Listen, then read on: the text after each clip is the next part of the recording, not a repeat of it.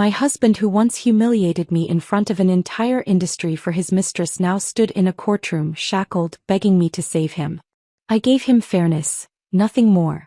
Because the moment he chose the blade, he carved away any path back. To freedom, to dignity, to me. The night before the annual party, Nathan Cross stood in the doorway of our kitchen, coffee cup in hand, looking at me with that polished calm he wore in the boardroom and at home. His tie was loosened, his sleeves rolled halfway, the faint scent of his cologne mixing with the rich aroma of roasted beans. "You've worked hard this year, Elena," he said, his tone almost indulgent. "I've got a surprise for you tomorrow." I paused, the knife in my hand stilling mid-slice over the salad I was preparing.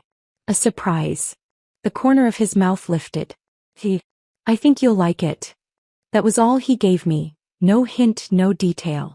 Typical Nathan. He enjoyed planting seeds and watching people's curiosity sprout overnight. I didn't press him.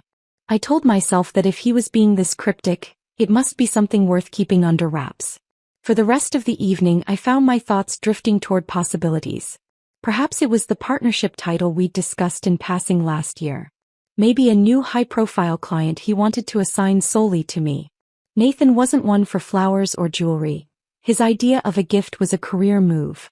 And in our world, that was worth far more than any string of pearls. The next evening, the ballroom at the Grand Regent Hotel was lit like a winter fairy tale. Golden chandeliers spilled warm light across polished marble floors. Soft music from the live quartet wove between conversations and the gentle clink of champagne glasses. The annual party wasn't just another corporate gathering, it was the firm's grand stage. Clients, partners, senior associates, and their guests all came dressed to impress. Deals were whispered in corners over aged scotch, and alliances were quietly negotiated between bites of hors d'oeuvres. I arrived in a midnight blue gown, floor-length, silk that skimmed my body in a way that was professional yet undeniably elegant. My hair was set in loose waves, my makeup sharp enough to hold under the unforgiving chandelier light. If there was going to be a public acknowledgement of my year's work, I intended to look the part. Nathan, of course, commanded the room from the moment he stepped in. Tall, immaculate in his black tuxedo, hair perfectly in place. He had the kind of presence that made people turn without realizing they were doing it. I watched him greet the senior partners, shake hands with clients, exchange practiced laughs. It was the same confidence that had first drawn me to him when we met years ago, the same calculated charm I had once believed was reserved just for me. After dinner was served, the lights dimmed slightly and Nathan took the stage. He didn't need a microphone to command attention, but one was handed to him anyway. "Good evening, everyone," he began, smiling in that warm, authoritative way he'd perfected. "Tonight is about celebration, about honoring the incredible achievements of our team this year. Every victory in the courtroom, every satisfied client, every deal we've closed, none of it would have been possible without each of you." Polite applause rippled across the room. He continued, highlighting different departments and projects. When he turned toward the litigation team, my team, I straightened in my chair. This year, our litigation department has set an unparalleled record, closing case after case in our client's favor. The applause was louder this time. I allowed myself a small smile.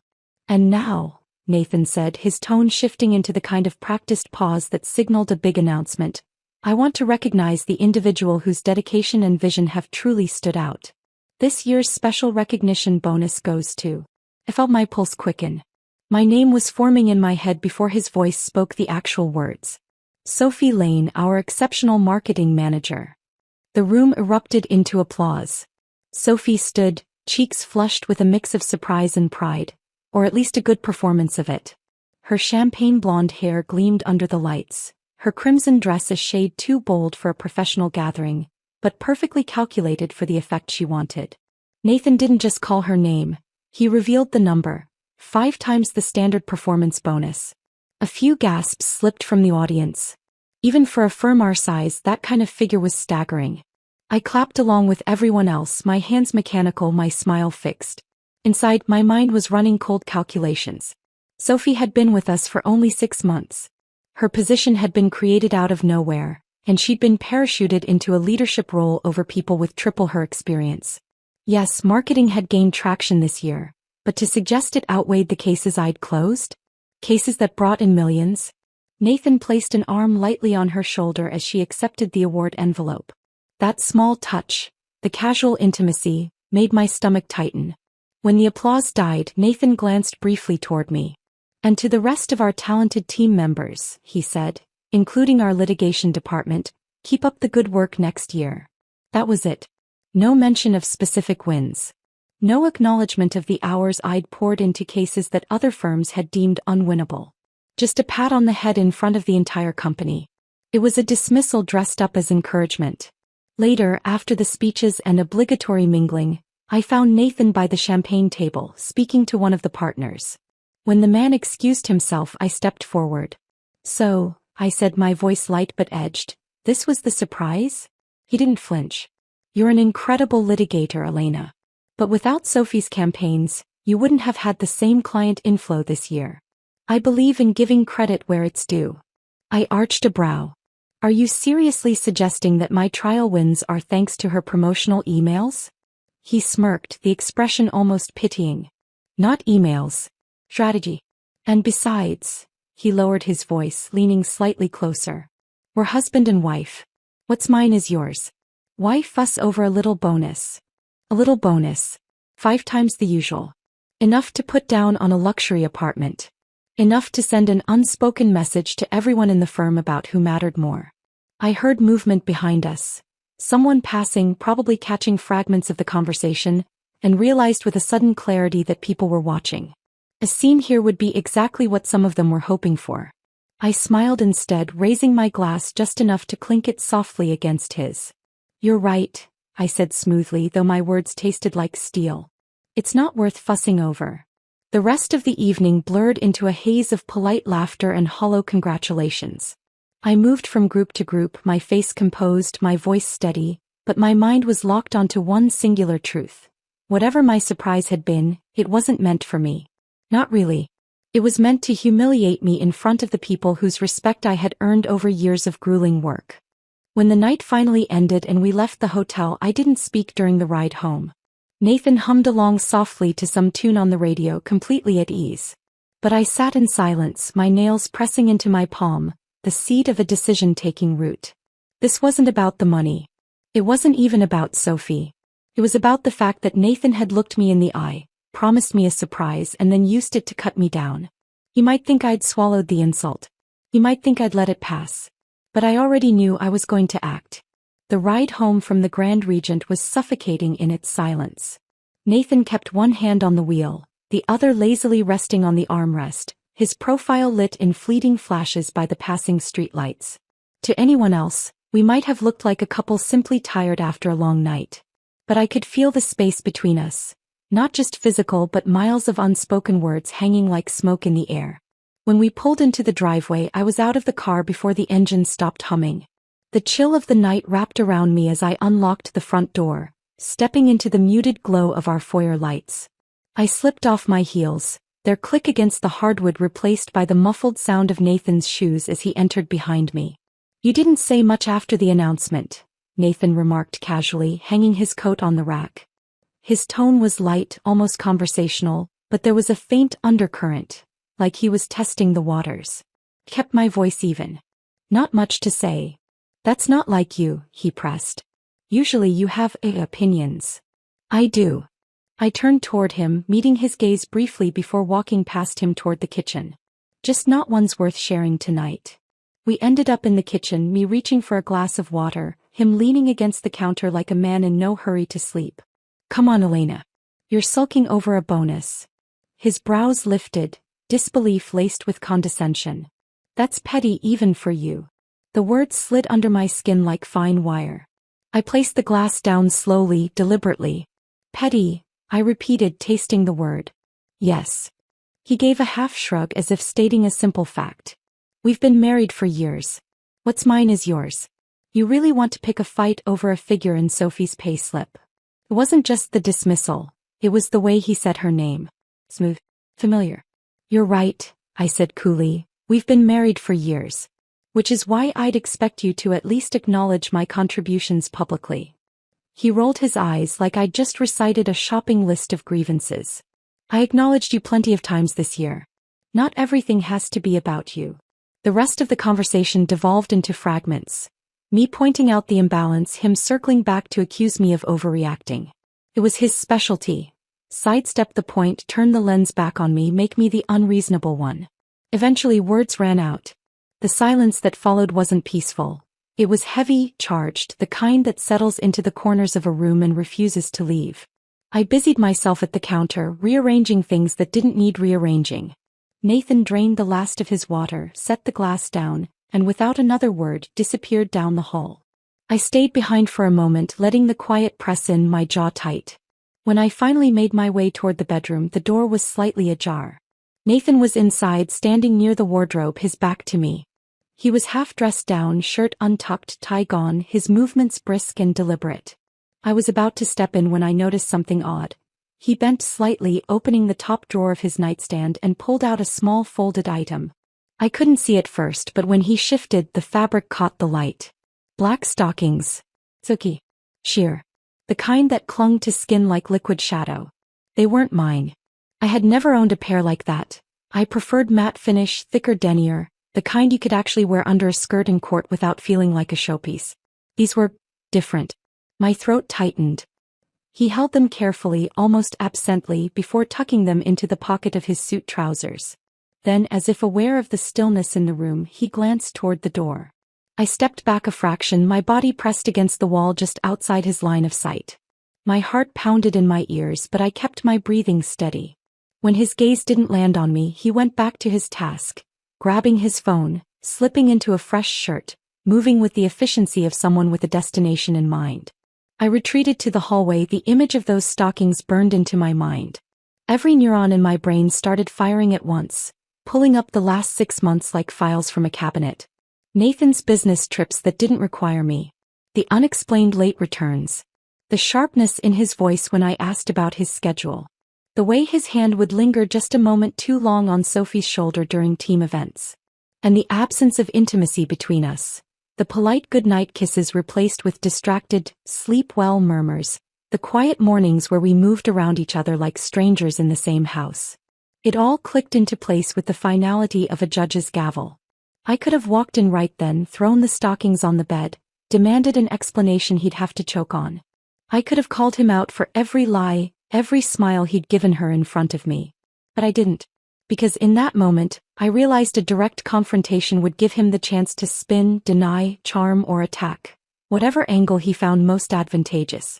Nathan was a master at turning a situation until it bent in his favor. No, this needed to be played differently. I moved back into the living room, sitting down on the sofa and forcing my face into something neutral. A few minutes later, Nathan emerged, jacket in hand, face composed but just a shade too tight around the eyes. "Elena," he said, pausing in the doorway, "did you call me?" I looked up, my expression perfectly puzzled. "No." "Why?" He studied me for a moment, searching for something. When he didn't find it, his shoulders loosened. "Never mind. I need to head back to the office for a bit. We'll talk about the bonus later." "Of course," I murmured. He nodded once and left, his footsteps fading toward the door. The moment it clicked shut, I leaned back into the sofa, my eyes fixed on the darkened television screen. I wasn't going to argue tonight. I wasn't going to plead or accuse. I was going to wait, watch, and make sure that when I acted, it would be in a way Nathan could never undo.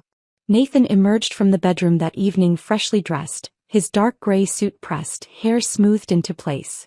If I didn't know better, I might have thought he was heading to meet a client. But I'd seen those stockings slip into his pocket, the subtle urgency in his movements, the faint tension around his eyes. He glanced at me as he picked up his briefcase. "Something's come up at the firm.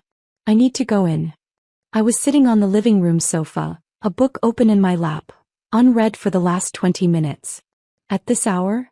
"Urgent matter," he said, already pulling his phone from his pocket as though to avoid further discussion. "Don't wait up." And with that he was gone. The front door clicked shut, the sound oddly final. I didn't move right away. Instead, I listened to the quiet, the faint hum of the refrigerator, the low tick of the wall clock, my own steady breathing. I could let him go.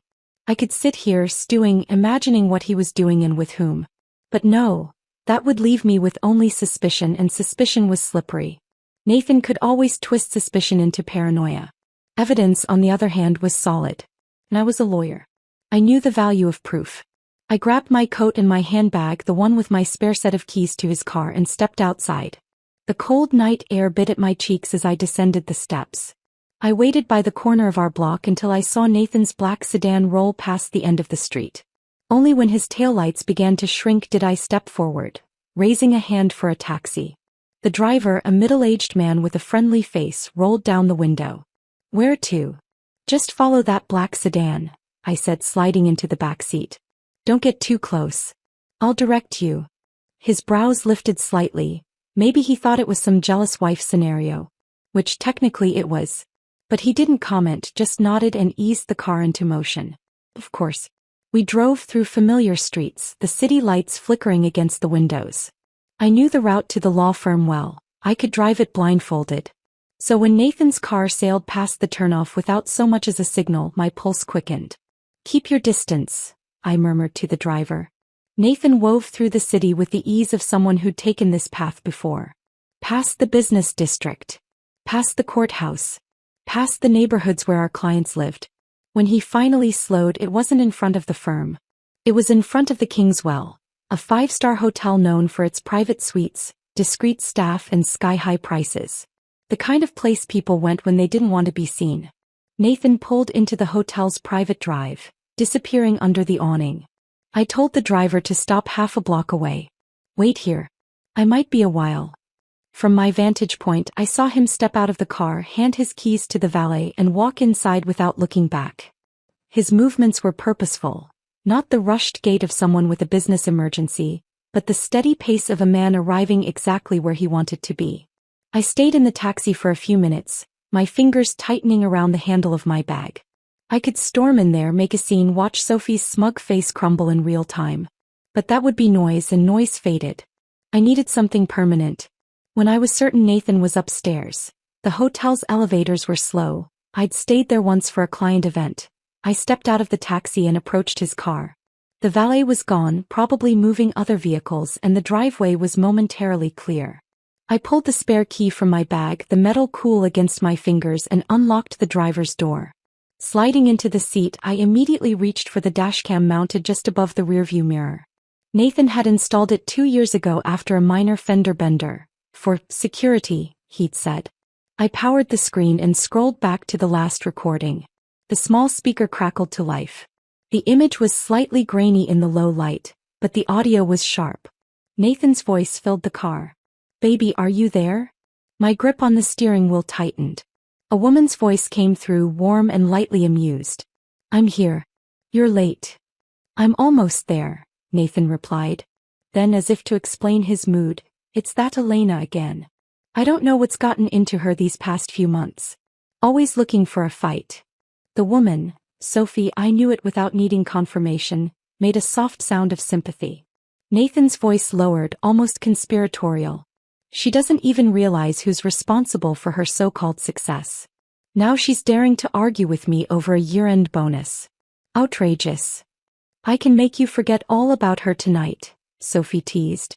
"I'm counting on it," he said, and then after a pause that made my stomach turn, "I need a kiss from my baby." It wasn't just the words. It was the tone, the easy intimacy, the complete lack of hesitation. This wasn't some one-off mistake. This was an ongoing arrangement, one they both spoke about as though it were the most natural thing in the world. I let the recording run for another minute, catching Nathan humming along to the radio after hanging up, as if nothing about the call required any secrecy. I scrolled further back in the dashcam's memory, sampling bits of older drives. Over the past months, there were several similar calls. Some short, some longer. Always the same warmth in his voice, always the same "baby." Memories began lining up in my mind like damning exhibits. Sophie's miraculous leap from newcomer to marketing manager in just 6 months. Nathan's frequent insistence on giving her the best resources, often pulling them from other departments, mine included. The way she always seemed to be at his side during firm events while I was seated elsewhere. I remembered one particular client dinner, where Sophie had been placed directly to Nathan's right, laughing softly at something he said, her hand brushing his arm as if by accident.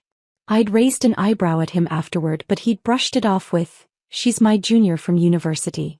Just being friendly. Friendly. Even the looks from colleagues made sense now. The way conversations would dip when I walked into a room, the awkward glances when Sophie lingered too long in Nathan's office. People knew. Or at least suspected. And no one had said a word to me. That realization stung almost as much as hearing the call. Not because I expected them to choose sides, but because it meant my humiliation had likely been playing out in whispers for months. I closed the dashcam file and slipped out of the driver's seat, locking the car behind me. The valet was still busy, the driveway still clear. I walked back to the waiting taxi, my steps slow and deliberate. Sliding into the back seat, I told the driver, "We can go now." He glanced at me in the rearview mirror. "Back home?" "Yes," I said, my voice calm. "Back home." But it wasn't the kind of calm that came from peace. It was the calm before a case goes to trial. The cold, clear stillness of knowing exactly what you'll do next and exactly how much it will cost the other side. Nathan thought he'd kept control of the narrative. That I'd never have the proof to corner him. Now I had it. And when I decided to move, it would be final. The morning after my silent drive home from the hotel felt heavier than any trial morning I'd ever faced. I woke before my alarm, my head throbbing from a night of fractured sleep. My mind kept replaying the dashcam audio. Nathan's voice, Sophie's voice, the casual intimacy between them. It wasn't just betrayal. It was betrayal laced with mockery, with that smug certainty that I couldn't do anything about it. I took my time dressing for work. A black suit, crisp white blouse, hair pulled into a sleek twist. The kind of attire that communicated control, even if inside I was piecing myself together thread by thread. When I walked into the firm, I ignored the morning chatter, the smells of fresh coffee, the half-smiles from colleagues. If they knew anything, they wouldn't hear it from me, not yet. Nathan stood at the head of the conference table when I entered the boardroom. The executive team was already seated. I took my usual spot near the center, placing my files neatly before me. The meeting began with the usual updates. Revenue numbers, case progress, upcoming client negotiations. My mind drifted in and out, catching fragments.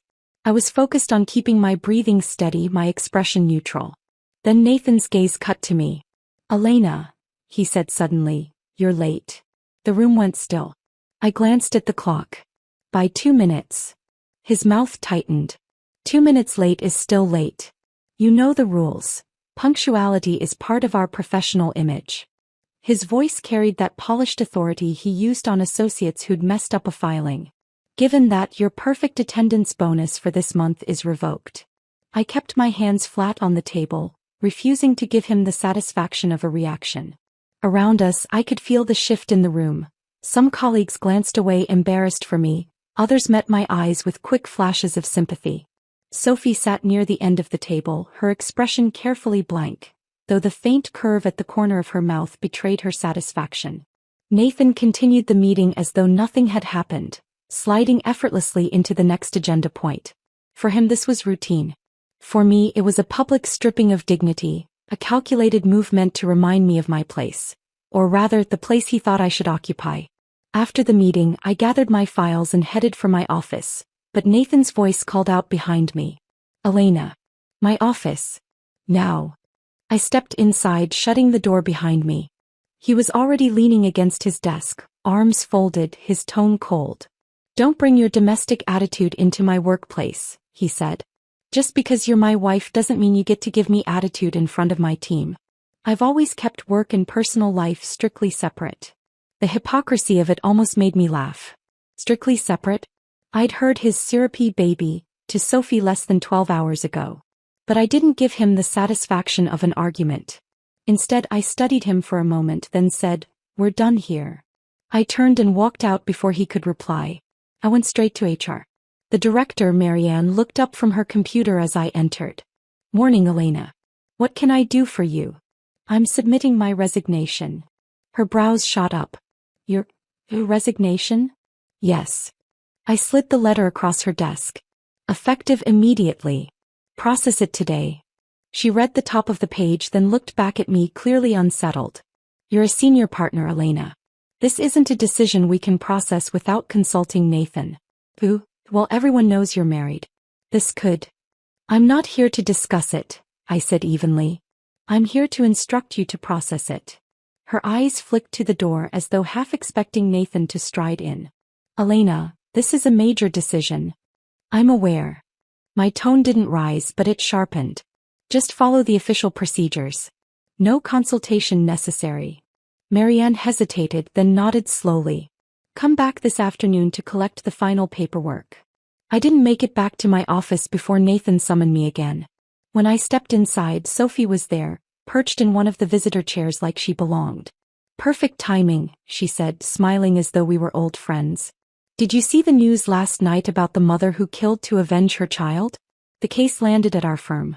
Nathan wants you to take it. It could make you famous. I glanced at Nathan. He leaned back in his chair, steepling his fingers. It's a high-profile case, Elena. Handle it well and the publicity alone will be worth it. Consider this a fresh start between us. I'd already reviewed that case online earlier in the morning. Public opinion was a wildfire against the defendant. Taking it would be a career risk. No matter how well I defended, the moral outrage was too strong. Any lawyer on the case would get dragged through the mud. I can't take it, I said. I have multiple ongoing cases and this would stretch resources too thin. Find someone else. Nathan's brows rose, the mockery curling back into his voice. Have you started looking down on difficult cases now? When opportunities come, you seize them, or you're left behind. Sophie leaned forward slightly, her voice all false persuasion. Elena, it would benefit the firm. Think about the bigger picture. About Nathan, the long-term future here. I looked at her, letting the silence stretch. Then I turned back to Nathan. No. Nathan's phone rang. He answered, listened, and his expression shifted. First surprise, then irritation. After hanging up, he stared at me. Marianne just told me you're resigning. Over a few words this morning. Not just resigning, I said quietly, stepping closer to his desk. Divorcing you. For the first time in years, I saw his composure crack. Divorcing me? Over a bonus in a case? That's childish, Elena. Sophie's eyes lit up at the word, divorce. A flicker of triumph passing across her face before she quickly masked it with a fake look of concern. Elena, let's calm down. I'll give you my year-end bonus if it'll help. Nathan actually nodded at that. See? She's willing to make peace. You, on the other hand, are. I cut him off. Enough. I'm not interested in your bonuses or your peace. My resignation stands. So does the divorce. His mouth twisted, his voice hard. You're making a mistake. Perhaps, I said, but it'll be my mistake, not yours. I left his office without waiting for a response. My heels clicked against the hallway tile, the sound sharp, final. In my office, I packed my things into a box. Files, framed certificates, the small potted plant by the window. I could feel eyes on me as I worked. Whispers traveled faster than paper in this building. Some of my colleagues' expressions were openly curious. Others averted their gaze. One or two had the decency to look uneasy.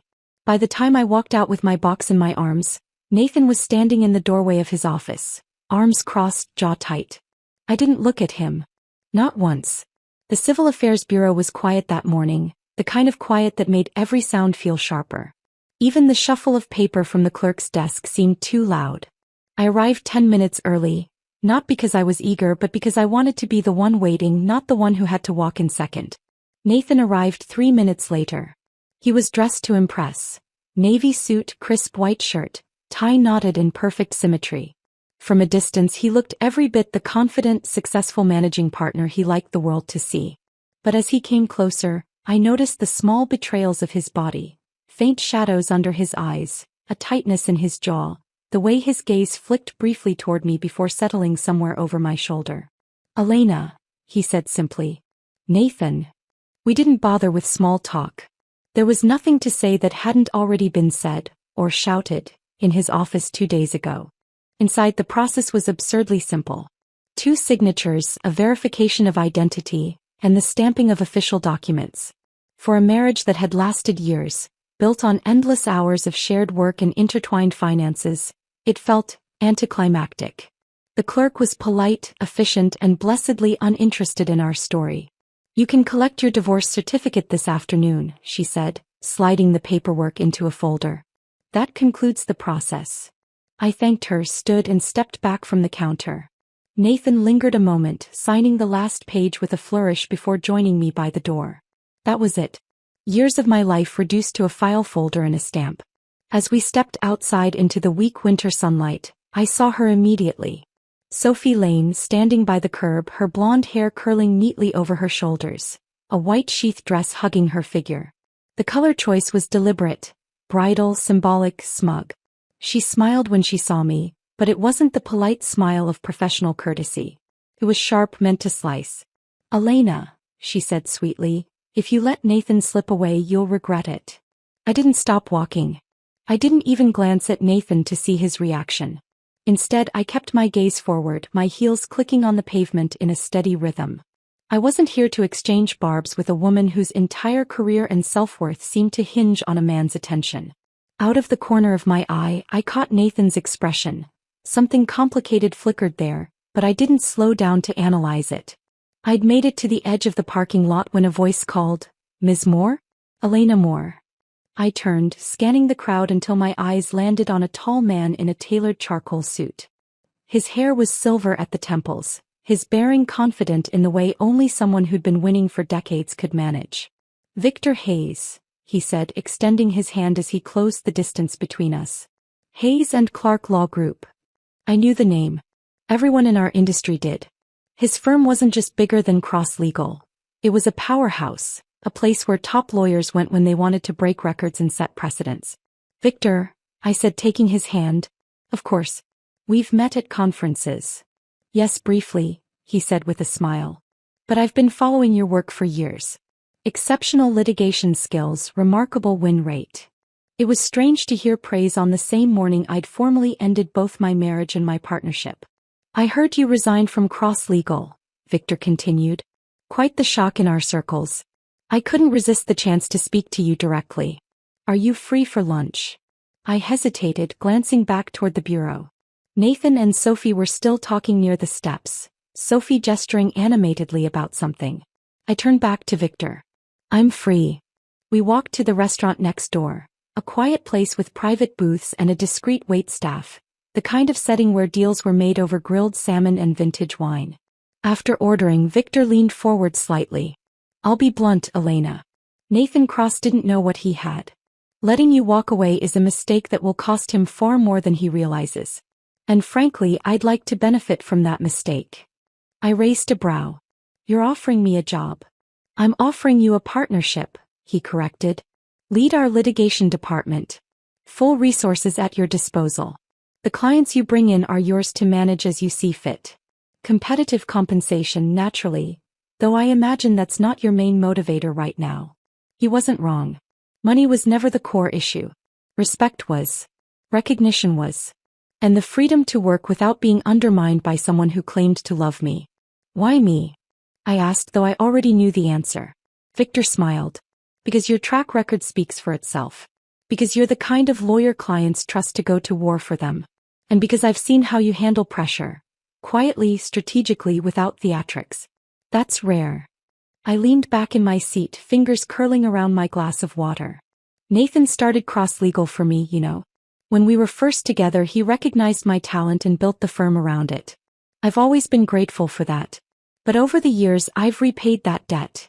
In billable hours, in cases won and clients retained. If anything, we were even. Until Sophie." Victor's expression didn't change, but his eyes sharpened. "Then there's no reason for guilt. You've carried your share, perhaps more. Now it's time to build something for yourself."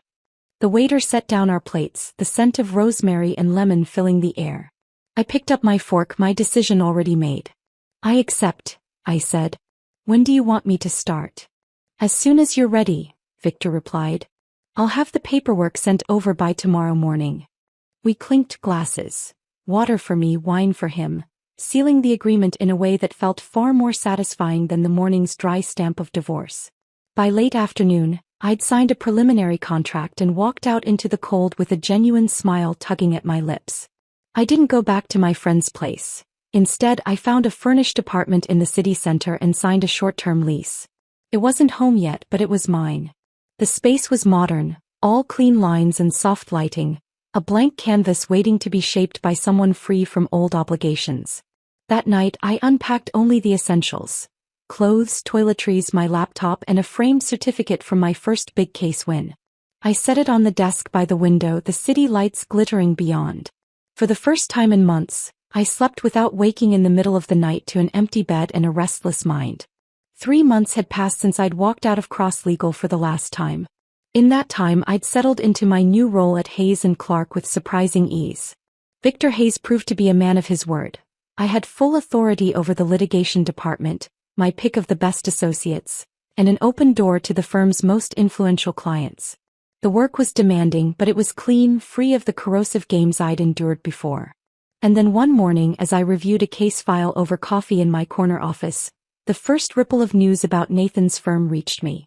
It came in the form of a push notification from a legal news app. Public outcry over Cross Legal's handling of Revenge for Mother trial. I clicked. The article detailed how Sophie Lane had taken on a sensational criminal defense case, a woman accused of killing to avenge her child, and handled it with the grace of a bulldozer in a glass shop. Her arguments had been cold, mechanical, tone-deaf to the public's moral outrage. Worse, her cross-examination of a grieving witness had gone viral for all the wrong reasons. A clip was circulating online, Sophie's voice, dripping with condescension, asking the bereaved, "Isn't it true you could have prevented all of this?" By the end of the trial, the defendant was convicted. The verdict itself might not have been Sophie's fault, but the optics were disastrous. Social media lit up with outrage. News anchors dissected her every word. Within 48 hours, #ColdCaseQueen was trending on 3 different platforms. Clients began withdrawing. First a trickle, 1 or 2 quiet terminations of contract. Then a wave. Corporate accounts Nathan had courted for years sent formal notices, citing public image concerns and reputational risk. The firm's official social media accounts were flooded with angry comments. Google reviews plummeted. On a popular legal forum, an anonymous post from a former Cross Legal associate described the internal chaos, naming Sophie as the primary cause and hinting at favoritism from Nathan. I didn't need to guess whether the rumor mill was exaggerating. I'd lived there. The internal damage was even worse. Several senior lawyers, already disillusioned by Nathan's leadership, took the opportunity to jump ship. Without their billables, the firm's revenue nosedived. Morale was in free fall, the kind of atmosphere where whispered conversations stopped when Nathan walked into the room. By early spring, Cross Legal's performance had dropped enough to catch the attention of the city's legal press. A headline from Metro Legal Watch read, "Is Cross Legal circling the drain?" The call came on a rainy Thursday evening. My phone lit up with Nathan's name. I stared at it for a moment, debating whether to answer. In the end, curiosity won. "Elena," he said the moment I picked up, his voice oddly formal. "We need to talk." "About?" "The firm," he said as if that were obvious. "You've seen the news. Sophie's. Well, she's not handling the backlash well. The public's perception is killing us. I want you to come back. We can let bygones be bygones. Start fresh." I almost laughed. "You want me to come back to clean up your mess?" "I'm offering you the chance to restore what you helped build," he said, slipping into that persuasive tone he used on hesitant clients. "We can renegotiate your position, your pay. You can have more authority. This is me extending an olive branch." An olive branch. As if he were the benevolent one here. "I'm not interested," I said. "Elena, don't be hasty," he pressed. "I've already spoken to everyone worth speaking to in this city. If you're holding out for another offer, it won't come. No one else will take you." I smiled to myself, leaning back in my chair. "Is that so?" "Yes. Unless you're willing to start over in another city entirely, you're better off coming back now." "Funny," I said lightly, "because I've already signed with someone else." Silence. Then wary, "Who?" "Victor Hayes," I said. "Hayes and Clark." The sharp intake of breath on the other end was almost satisfying. "You're lying." "No," I said, savoring the moment. "I'm not. In fact, I've been there for 3 months. Partnership. Full control of litigation. You should read the industry bulletins more closely." Nathan recovered quickly, or tried to. "If that's true, then Hayes made a mistake. You think he'll stand by you once he hears what I have to say?" "Go ahead," I said. "I'd love to hear what version you come up with." We ended the call there, but I wasn't surprised when Victor stopped by my office the next morning, a faintly amused look on his face. Had an interesting conversation last night, he said. Your ex-husband seems to think I should reconsider hiring you. Claimed there was a gentleman's agreement in the local circle to blacklist you. And? I asked. Victor's mouth curved. And I told him that if there was such an agreement, it was childish, petty, and unenforceable.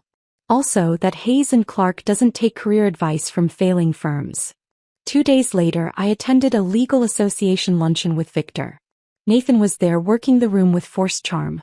At one point, I noticed him corner Victor near the buffet table, gesturing with barely concealed agitation. I drifted close enough to hear Victor's voice, calm, carrying just enough to draw nearby attention. What kind of talk is that, Cross? Trying to cut off someone's livelihood because she left you? Do you think that's professional? The other partners have been giving you face because your numbers were decent the past couple of years, but now? You're embarrassing yourself. And frankly, the firm. Several heads turned. Nathan flushed, his jaw clenching. Victor didn't wait for a reply, he simply turned, spotted me and smiled. Ah, Bennett. He caught himself, then corrected. More. Glad you could make it. The incident made the rounds faster than Nathan could contain it. In a city where reputation was currency, being publicly dressed down by Victor Hayes was a blow that would bruise for a long time. By the end of that week, the whispers about Cross Legal had shifted. It wasn't just about Sophie's disaster case anymore. It was about Nathan's inability to lead without letting personal grudges interfere. For me, the days rolled on unaffected. My caseload at Hayes and Clark grew, my team settled in, and the firm's PR department quietly boosted my profile in industry publications. Nathan's calls stopped. So did his attempts to block me. I suspected it wasn't because he'd given up, but because he was running out of energy to fight battles he couldn't win. It was late afternoon when my phone rang, flashing a number I hadn't seen in months. For a second I considered ignoring it, but curiosity got the better of me. I answered with a cool, Elena Moore. There was no greeting. Only Sophie's voice, sharp enough to cut glass. So, she spat, you must be proud of yourself. I frowned, leaning back in my office chair. Excuse me. Don't play innocent. You've been gloating ever since I messed up that trial. I know you've been talking to your little industry friends, feeding them stories, making me look incompetent. I don't need to make you look incompetent, I said flatly. You've done that yourself. There was a beat of silence, then her voice rose. You think Nathan doesn't see what you're doing? You're trying to ruin us. You can't stand that he chose me over you. Before I could respond, another voice cut in, Nathan's. Sophie, give me the phone. No, she snapped. She needs to hear this. I heard the muffled sound of a scuffle for the phone, the rustle of fabric, then Nathan's voice, sharper now. Enough, Sophie. You're making a scene. A scene. Sophie's tone was incredulous. You promised me, Nathan. You said once Elena was out of the picture we'd build a life together. You said I'd be your partner, in the firm and in everything else. Now you barely look at me. Nathan's reply was cold. I said what I needed to say to get what I wanted. Even from my side of the line, I could hear the breath catch in Sophie's throat. You lied to me? Call it strategy, he said. You were useful at the time. That's all. The words landed like a physical blow. I could hear it in the way Sophie's voice faltered. Useful. The next sound was a door slamming. Then nothing but Nathan's breathing on the line. She's gone, he said finally. For good, I think. I'm sure you'll survive, I said dryly. Elena, his voice shifted, taking on that soft, coaxing tone I'd once been susceptible to. I've cut her off. Completely. There's no one else. It's just me now. We could try again. We could rebuild what we had. No, I said simply. You can't just. His tone cracked, the first hint of real emotion I'd heard from him in years. You can't just throw away everything we built. Don't you remember how it used to be? The late nights building the firm, celebrating our first big case win, the plans we made. I remember, I said quietly. I also remember you undermining me in front of associates. I remember you handing over cases I'd worked on for months to Sophie because she batted her eyelashes at you. I remember finding her stockings in your desk drawer. That was a mistake, he said quickly. One mistake. It was a choice, I cut in. Over and over again you chose her. And you don't get to choose me now just because she's gone and the firm's burning. There was a long silence on the line. When he finally spoke, his voice was low, almost broken. So that's it? After everything? That's it, I said. You wanted freedom from me, Nathan. Now you have it. Use it well. I hung up before he could reply. For a moment I just sat there, phone still in my hand, the quiet hum of my office around me. I felt nothing. No anger, no grief. Just a clean emptiness, like closing the final page of a book I'd long since stopped enjoying. I didn't hear from Sophie again. Word in the industry was that she'd left the firm entirely, citing irreconcilable differences with management, a polite phrase that barely concealed the truth. Nathan's firm continued its slow collapse, but I no longer cared enough to follow the details. Whatever happened to him from here on out, it was no longer my concern. The first sign that Cross Legal was running on fumes didn't come from the headlines or the forums. It came from the silence between the headlines. For weeks there were no glossy press photos of Nathan shaking hands with a new client, no sponsored posts about another landmark victory, no party shots of associates in glittering halls. The city has a way of going quiet before it pronounces a verdict. It was doing it now. From my office at Hayes & Clark, I watched the skyline bruise into evening while my team packed up after another solid day. I should have felt nothing about Nathan's slow decline, not schadenfreude, not pity, just the clean neutrality I cultivated for work. Mostly I succeeded, sometimes not. 3 months since the luncheon where Victor publicly cut him down to size. 2 since Nathan stopped calling me. 1 since a senior partner from Cross Legal, someone I'd mentored, quietly asked if we had openings and joined us a week later. By then the rumor was no longer rumor. Payroll had slipped. 1 retainer was frozen. 2 were gone. Then one Tuesday at 7:14 p.m., my phone rang with an unfamiliar local number. Ms. Moore, a male voice said. Detective Rao, City Homicide. I'm calling regarding Nathan Cross. I said nothing for a beat, the evening air suddenly too still. There's been an incident at Cross Legal, he continued. A woman, Sophie Lane, was transported to St. Mark's. She didn't survive. Mr. Cross is in custody. He's asked that you represent him. A breath I didn't realize I'd been holding left me. What happened? Preliminary statements and scene evidence indicate an altercation. Witnesses describe shouting. There was a struggle in Mr. Cross's office. A pair of shears, heavy steel, were used. We're still collecting surveillance and lab results. I pressed a knuckle to the window as if the glass could anchor me. I'll come down. You should know, he added, voice gentler, there's a lot of history here from what I gather. Take your time. I don't need time, I said and meant it. I'll be there in 20. The precinct at night hums with a different energy. Lower voices, sharper edges. I signed in, was buzzed past the glass and found Nathan in interview 2. No tie, shirt sleeves rolled up. A smear I didn't want to identify, dried brown near his cuff. His face had collapsed into years I'd never seen on him. The sharpness that once cut rooms open now cut inward. Elena, he exhaled like a man surfacing. Thank God. Saturday, I'm here as an attorney, not as your anything else. He nodded quickly as if agreement could rewind the last year. They're saying, his voice cracked. He swallowed, tried again. They're saying I murdered her. It wasn't like that. Tell me what you remember, I said, pressing the recorder's red light. His hands trembled, then clenched. The firm's been bleeding. Clients, partners. I told Sophie we couldn't float the marketing vanity projects anymore. She's been distant. Distant, I repeated. Tonight I got a tip from IT that someone was moving funds. 3 transfers, staggered, routed through a consulting LLC I didn't recognize. He rubbed his temples. I went back to the office. Sophie was there. Lights off. Door unlocked. She was at my desk, Elena. My desk. Moving money out of operating. I confronted her. She said something about a parachute, that she deserved it after everything I'd promised and didn't deliver. His eyes flicked toward the mirror, knowing detectives were behind it. Then back to me. I grabbed the phone to call security. She tried to yank it away. We struggled. She slapped me. I pushed her off. She reached for the scissors, you know, the heavy pair in the pen cup, and waved them. He swallowed hard. I grabbed them. To stop her. She lunged again. It was fast. He opened and closed his hand as if the weight were still there. I didn't mean. I let the silence stretch. Nathan, did you stab her? His mouth opened. Closed. Yes, he whispered. Once. Maybe twice. I don't know. There it was, the whole case packed into a single yes. Why did you ask for me? I said. He met my eyes with the past. Because you're the only one who won't lie to me about my chances.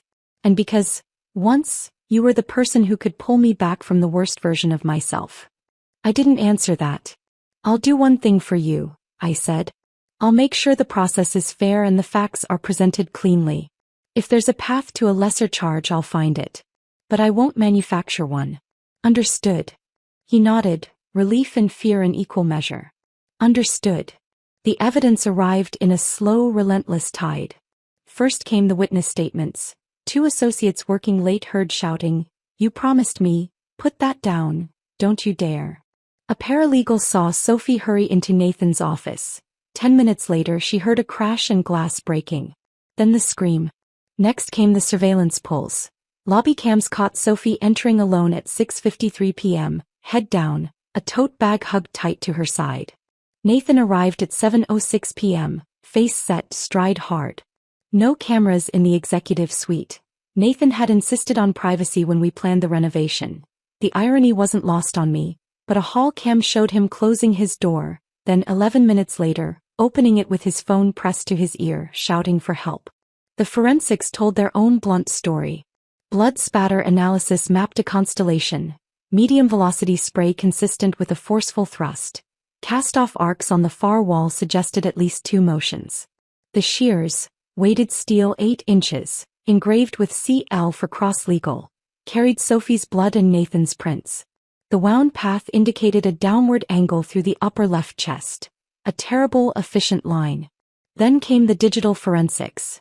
IT logs of attempted transfers from operating to a new LLC, Lane Strategic Holdings, filed weeks earlier with Sophie's apartment address. Fraud, yes. But the law cares about sequence. What happened first, whether the deadly force was necessary or reasonable. If I could shape that sequence into chaos rather than cold intent, we might steer the charge away from murder toward heat of passion manslaughter, maybe even a form of excessive self-defense. It wasn't salvation. It was less ruin. I met Nathan in lockup with a yellow pad thick with notes. We'll waive preliminary theatrics and go straight to the essentials, I said. We concede you inflicted the injury. We contest intent. We frame this as a sudden volatile struggle triggered by financial betrayal. Hers, compounded by months of stress. You reached for the shears to disarm. The fatal thrust occurred in a flurry. The more we describe deliberation, the worse it gets. Will they believe me? He said. They'll believe what the evidence allows them to believe, I said. Help me by telling the truth cleanly. No embellishment. No self-exonerating monologues. He nodded. And one more thing, I added. If you contact me again with any plea for us, I'm off the case. Do you understand? A flinch, then, understood. Arraignment turned heads. The courtroom buzzed with schadenfreude dressed as civic interest. Reporters lined the back row, pens lifted like lances. Nathan stood in a navy suit borrowed through a friend. No handcuffs, but the gravity of the charge was its own chain. He pleaded not guilty to second-degree murder, jaw tight, eyes on the judge's dais like a drowning man watching a lifeguard's hands. I filed motions to exclude inflammatory character evidence and to admit the financial logs of Sophie's attempted transfers to establish provocation. The prosecution fought to keep the money out, a sideshow, they called it, but Judge Alvarez allowed a limited scope. The jury could hear about the transfers to contextualize the argument, not to justify violence. Trial opened on a Monday with the gentle smell of old varnish and a hush that felt like ritual. The prosecutor, Caleb Hart, meticulous, incisive, told the jury this was not about a bad breakup or a failing firm. It was about choices. The defendant chose to pick up a deadly instrument, he said, palm open to the shears sealed in an evidence bag. He chose to drive it into a woman's chest. My opening was narrower. You will not hear a defense that glorifies Mr. Cross, I began. You will hear a defense that recognizes messy human panic. This case lives in seconds. A frantic scuffle over a phone, a flash of metal meant to threaten but not to pierce, and a catastrophic thrust in the middle of chaos. No one gets to rewind seconds. We can only examine them. Witness after witness sketched the argument's soundscape. The paralegal wept describing Sophie's scream. The associate with the office nearest Nathan's lowered his eyes when he admitted he'd heard something heavy hit the floor. He hadn't gone in. A security guard described finding Sophie on the carpet, blood pooling, Nathan kneeling, hands sticky, repeating, "Call 911, call 911. Then the medical examiner, clinical, careful. The blade entered above the third rib, angled down, nicked the lung, tore the pericardium. Survivable? I asked. With immediate surgical intervention, and if the trajectory had been a degree shallower, perhaps. As it occurred, unlikely. We stipulated the cause of death to spare gratuitous photos. The jury's faces told me I'd made the right choice. Disgust is not friendly to nuance. The state leaned hard on the blood patterns and on Nathan's strength. You're over 6 feet, correct? Caleb asked him on cross later. You routinely worked out. You keep a heavy bag at home. So when you say you pushed Ms. Lane off you, that push carried force. Nathan's hands tightened on the rail. I wasn't trying to hurt her. I just wanted her to stop. Stop what? Caleb asked. Moving money? Or leaving you? The objection was instant. Sustained. When it was my turn, I asked the IT manager to walk the jury through the 3 transfers queued that evening. Amounts, timing, destination. I let the numbers tell the theft without adjectives. Then I called Nathan, not because I believed he could charm them, he couldn't, but because silence would look like arrogance. He spoke haltingly. I was angry. She'd been exploiting the firm. When I realized, I confronted her. She laughed. She said it was what I deserved. He swallowed. I reached for the phone. He grabbed for it. I saw the shears in her hand. It looked like she'd cut something earlier, and I panicked. I grabbed them. She lunged again. His voice thinned. Everything happened at once. Did you intend to kill her? I asked. No, he said, and for a second the courtroom believed him because he believed himself. Caleb's cross dismantled the moment. Mr. Cross, how many times did you thrust? I don't know. The cast-off pattern suggests at least 2. Did you stop after the first? I don't remember. And yet you remember her exact words, her laugh. Convenient. Objection. Sustained. The point had landed anyway. 2 curveballs hit in the final stretch. The first, a surprise witness, Sophie's husband. The ripple that passed through the room was audible. He testified to a short, impulsive marriage kept quiet for career reasons, to months of nights where she worked late, to a text from her at 6:45 p.m., meeting Nathan to settle accounts. The phrase sounded transactional and damning at once. The second, a janitor's body cam video. New policy at the building had custodial staff recording in executive areas after hours for security disputes.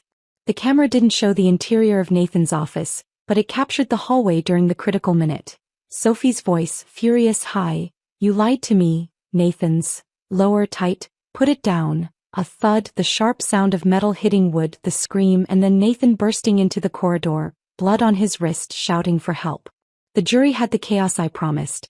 They also had the blade, the angle, the strength. Closing arguments were a study in proportion. Caleb framed choices. I framed seconds. He asked for second-degree murder. I argued for manslaughter under sudden quarrel or heat of passion, alternatively excessive self-defense. They didn't take long. On count 1, the foreperson read, voice steady, "We find the defendant, Nathan Cross, guilty of voluntary manslaughter." A mutter swept the room. Some surprised at the reduction, others at the conviction at all. Nathan exhaled a shuddering breath that looked almost like gratitude. Less than murder, more than hope. Sentencing came 2 weeks later. The judge's words were careful. This court recognizes the emotional volatility present, the financial provocation, and the defendant's lack of prior violent record. It also recognizes the sanctity of life and the duty to choose restraint. I sentence you to 14 years in state custody, with eligibility for parole after 9, credit for time served. Nathan closed his eyes. When he opened them, he looked for me. Kept my gaze level. Outside, the press bloomed like a field of microphones. Victor's driver had already pulled to the curb, but before I stepped in, an officer hurried out. "Ms. Moore, he's asking if you'll speak to him. Just for a moment." I hesitated only long enough to know I wouldn't regret it. Inside, a deputy stood to the side while Nathan waited in the small post-hearing room, shackles clinking when he shifted. "Elena," he said, voice raw. "I don't know how to say anything that matters. I was awful to you. I became someone else. You were the last person who told me the truth. Thank you for that. I'm sorry for everything else." The apology wasn't a key to any door in me. It was a record finally set down where it belonged. "I did my job," I said. "I gave you fairness. That's all I owed you." He nodded, throat working. Was there ever a chance?" "No," I said, soft but sure. "From the moment you chose her and then chose to lie about it, there was no path back to us. And from the moment you chose the blade, there was no path back to who you were either." His eyes shone, but he didn't argue. The deputy touched his elbow. He stood, chains murmuring, and for the first time since I'd known him, Nathan Cross didn't try to control the room. He let himself be led. I stepped into afternoon light that smelled faintly of rain. The city thrummed around me, unconcerned, unbroken. In the car, Victor didn't ask where I'd been. He didn't need to. "Dinner at 8? He said instead, eyes on the road. "You've been carrying 3 trials at once. You deserve something with garlic and butter." I smiled. 8 works. We drove past the block where the firm Nathan built used to glow with late-night certainty. Its windows were dark now, a for lease sign taped in one corner of the lobby glass. For a single beat, memory tried to surface. First wins, first toasts, the thrill of building something from audacity. Then the image dissolved like breath on a mirror. At home, I watered the small forest of plants that had survived the past months under my new routines. I set my trial binder on the shelf beside the framed certificate from my first landmark case, aligned the spines and let the quiet settle.